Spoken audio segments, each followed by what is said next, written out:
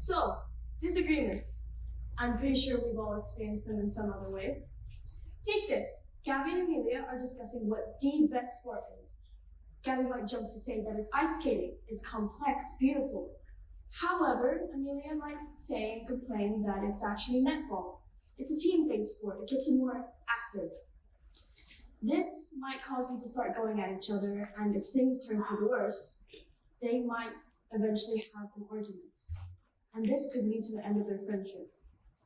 This happened because they simply lacked one thing: common respect.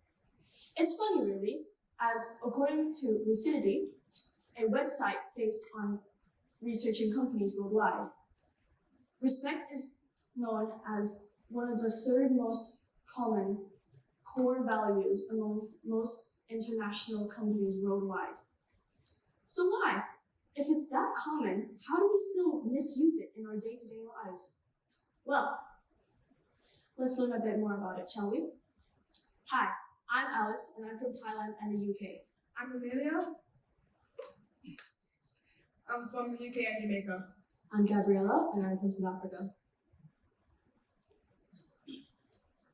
An example of a disagreement could be that I believe that bringing in an art book would be useful, while my friend, on the other hand, could believe that bringing in a math book would be more beneficial.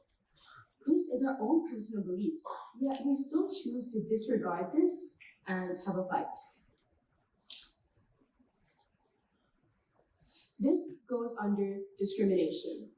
And what is discrimination, you may ask? Well, here's an example. Discrimination within schools. Discriminating others based on cultural backgrounds and cultural beliefs. This creates divisions and damages collaborations. But by acknowledging and respecting our differences, we can foster a more inclusive environment. This encourages cooperation and understanding. Accepting others to embrace diversity is the key to creative and cooperation, is to create a cooperative society. Disagreements. Disagreements, fights, conflicts, it all stems from one main source: our ethics and our values. What I believe versus what you believe. That is the foundation of so many disagreements and may eventually result in discrimination. Why? Because people are scared of what they don't understand. Now in the modern world, people don't see just one way of doing things. There are multiple paths to take to achieve the same goal. Different people take different routes, do different things, think differently, act differently, be unique.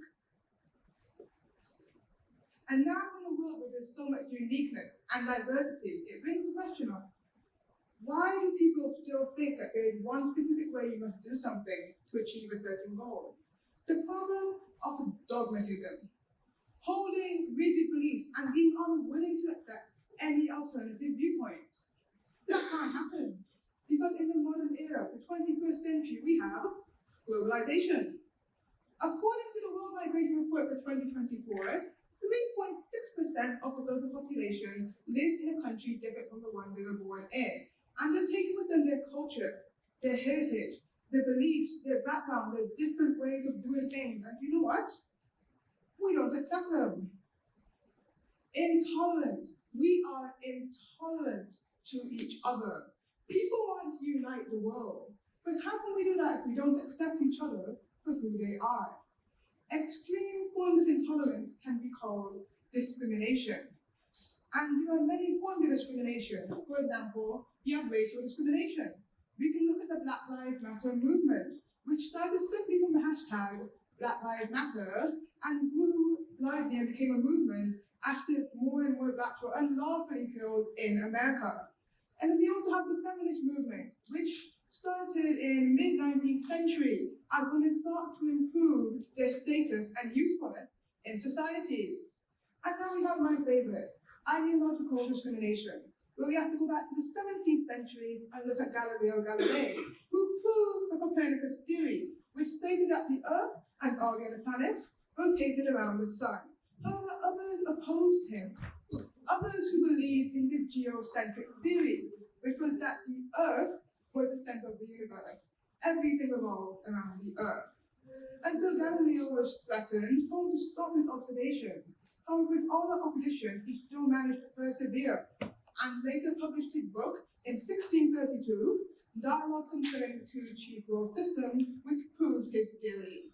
However, then he was put on trial and found guilty of heresy in 1633. From that point on, he spent the rest of his life under house arrest.